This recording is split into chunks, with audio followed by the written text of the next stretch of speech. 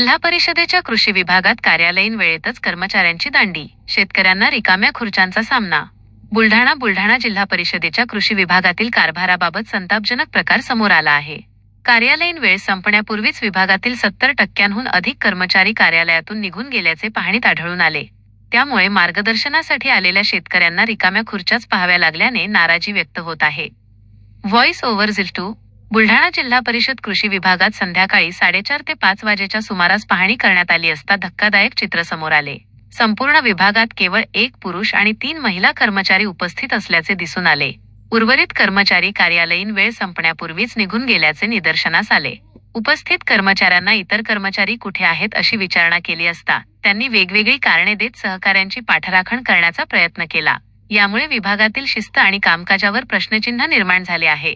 सध्या राज्य विधिमंडळाचे अधिवेशन सुरू असतानाही अधिकारी आणि कर्मचाऱ्यांमध्ये शिस्त नसल्याचे चित्र दिसत असल्याने वर्षभरातील परिस्थिती कशी असेल असा सवाल उपस्थित होत आहे. दूरवरून मार्गदर्शनासाठी येणाऱ्या शेतकऱ्यांना मात्र मनस्ताप सहन करावा लागत आहे. वरिष्ठ अधिकाऱ्यांच्या दुर्लक्षामुळे कर्मचाऱ्यांमध्ये शिस्तभंग वाढल्याच्या तक्रारी शेतकऱ्यांकडून होत असून संबंधित प्रकरणाची चौकशी करून दोषींवर योग्य ती कारवाई करावी अशी मागणी करण्यात येत आहे.